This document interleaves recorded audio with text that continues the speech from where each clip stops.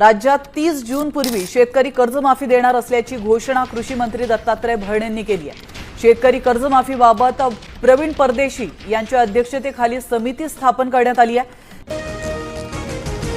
राज्यातील शेतकऱ्यांसाठी आज दिवसभराच्या सकाळच्या ठळक व झटपट बातम्या। शेतकऱ्यांसाठी अतिशय महत्त्वपूर्ण अपडेट आलेले आहे, त्यामुळे व्हिडिओला कुठेही स्किप न करता शेवटपर्यंत बघा।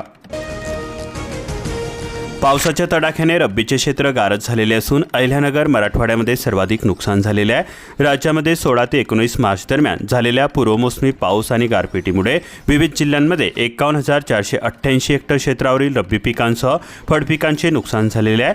तसेच सोसाट्याचा वारा आणि वादळामुळे झाडे, घरे आणि पशुधनाच्या गोठ्याचे सुद्धा मोठ्या प्रमाणात नुकसान झालेले आहे। पूर्वसंमती बंद झाल्यामुळे शेतकरी अडचणीमध्ये सापडलेले आहे। महाडीबीटी पोर्टल ठप्प झाल्याचा परिणाम होत आहे, अर्ज प्रलंबित आहे। शेतकऱ्यांना शासनाच्या विविध योजनांमधील अनुदान तातडीने आणि पारदर्शक पद्धतीने मिळावे याकरता सुरू करण्यात आलेली महाडीबीटी पोर्टलची प्रक्रिया सध्या ठप्प झाल्याने शेतकरी मोठ्या अडचणीमध्ये सापडलेले आहेत। विशेषतः कृषी यांत्रिकीकरण घटकांसाठी पूर्वसंमती प्रक्रिया बंद असल्याने हजारो अर्ज प्रलंबित राहिलेले आहेत। अर्ली द्राक्ष हंगामाची विक्रमी दराने सांगता प्रति किलो 200 रुपयांचा टप्पा गाठल्याने शेतकरी समाधानी झाले। खानदेशामध्ये केळी दरांवरती दबाव आलेला असून मागील काही दिवसांपासून आवकेमध्ये वाढ झालेली आहे। भोंदू खरातच्या नावे 52 मालमत्ता असून आणखी तिघी तक्रारीसाठी पुढे आलेले आहे। नाशिक फाईलचे कारनामे, फसवणुकीमधून जमवली कोटींची माया, जमीन व्यवहार करणारा एजंट ताब्यामध्ये आला, आयकर विभागाची तपास करणे सुरू झालेली आहे। इराणच्या नतांज अणुस्थळावरती पुन्हा हल्ला करण्यात आला। अणुकेंद्रामधून किरणोत्सर्गाची गळती नाही। रशियाने हल्ल्याला आंतरराष्ट्रीय कायद्याचे थेट उल्लंघन म्हटलेले आहे। होर्मुझवरचे हल्ले थांबवण्याचे 22 देशांचे इराणला आवाहन करण्यात आले। आखातीमधील संघर्षावरती तोडग्यासाठी संवाद व राजनैतिक मार्गाचा अवलंब करण्याची भारताची मागणी केली जाते। भोंदूबाबा खरातच्या संस्थानाचा पाणीपुरवठा बंद करण्याचे आदेश देण्यात आलेले आहे। थेट दारणा धरणामधून मिळत होते दररोज 39 लाख लिटर पाणी। पिण्याच्या पाण्यावरती फुलवली बाग, खरातच्या आर्थिक व्यवहाराची आयकर खात्याकडून होणार चौकशी। हमीभाव कायद्याच्या मागणीसाठी मूर्तिजापुरामध्ये अन्नत्याग आंदोलन करण्यात आले। वन्य प्राण्यांचा बंदोबस्त करण्यासह पीक विमा व कायद्यामध्ये बदलाचीही मागणी केली जाते। मूर्तिजापूर तालुक्यामध्ये चाऱ्याचा तुटवडा भासतोय। पशुपालक अडचणीमध्ये सापडले, चाऱ्याचे दर गगनाला भिडले, जनावरे विकण्याची वेळ आलेली असून दूध उत्पादनावरती याचा परिणाम होतोय। उन्हाळी पिकांच्या क्षेत्रामध्ये वाढ झालेली असून खामगाव जिल्ह्यामध्ये 18,337 हेक्टरवरती पेरणी। पाण्याच्या उपलब्धतेमुळे पेरणी क्षेत्र वाढलेले आहे। भुईमूग, कांदा, मक्याला शेतकऱ्यांची पसंती मिळत आहे। 7 वर्षांची गॅरंटी फोल गेलेली असून ठिबक सिंचन निकृष्ट निघाल्याने शेतकरी संकटामध्ये सापडले। कंपनीवरती कारवाई करून भरपाई देण्याची मागणी केली जाते। पर्जन्यमान 123%, तर शहरांसह ग्रामीण भागातील 30% गावांवरती जलसंकट ओढावलेले आहे। केळी उत्पादक शेतकऱ्यांसाठी लवकरच ठोस निर्णय घेणार, भरत गोगावले म्हणाले। माढा तालुक्यामध्ये फळबाग उत्पादक शेतकऱ्यांच्या बांधावरती जाऊन पाहणी केली। सांस्कृतिक कार्यमंत्री शेतकऱ्यांच्या बांधावरती नुकसानग्रस्त द्राक्षबागांची शेलार यांच्याकडून पाहणी करण्यात आली।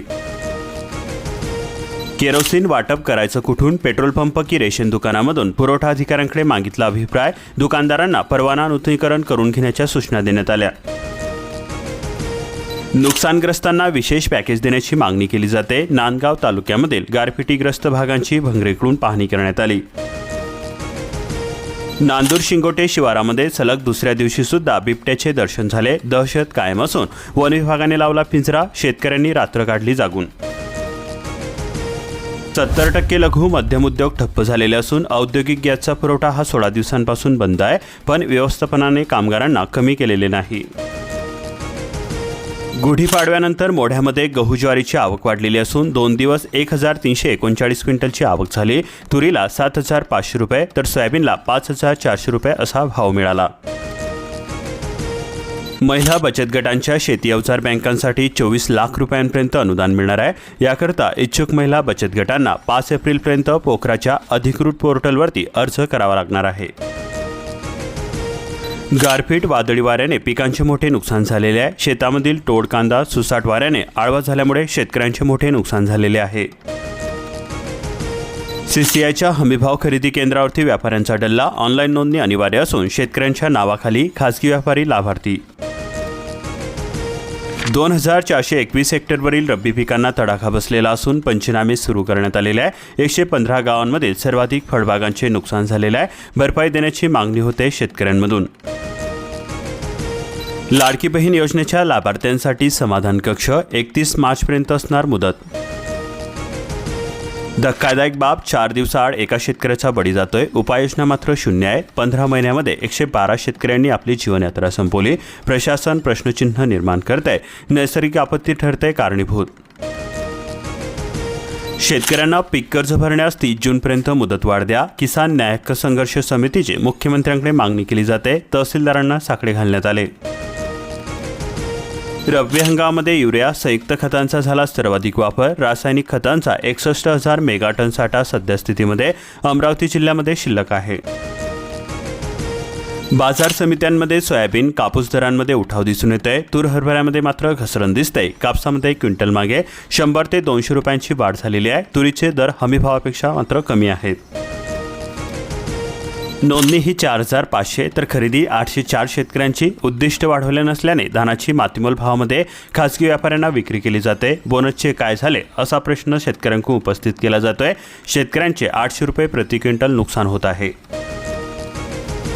पांढऱ्या सोन्याची चमक फिकी असून वर्ध्यामध्ये सरकारी आधार सुटला. 21 लाख क्विंटल कापसाची खरेदी. व्यापाऱ्यांकडूनच सर्वाधिक खरेदी. हमीभावाचा फायदा नाही. केरोसिन वितरणाच्या हालचालींना वेग आलेला असून हॉकर्स किरकोळ परवाना नूतनीकरण मजुरींचे आदेश देण्यात आले. यवतमाळ जिल्ह्यामध्ये 5.5 लाख शिधापत्रिकाधारक आहेत. कोल्हापूरचा शेतकरी लय हुशार असून 1.25 लाख मोबाईलची AI नोंदणी करण्यात आली. कर्मवीरमधील सर्वाधिक 25,775 शेतकरी आहेत. हवामान बदल खत व्यवस्थापनाची अचूक माहिती मिळते. वाढत्या उन्हामध्ये कोयना प्रकल्पाचा आधार. पूर्ण क्षमतेने सुरू वीज निर्मिती. राज्याला मिळणार मोठा दिलासा. मागणीच्या प्रमाणामध्ये प्रकल्पामधून सातत्याने वीज निर्मिती केली जाते. वन्य प्राण्यांच्या उपद्रवाने शामगाव परिसरातील शेतकरी त्रस्त झालेले आहेत. बंदोबस्त करण्याची मागणी केली जाते. त्यामध्ये पिकांचे मोठे नुकसान झालेले आहे.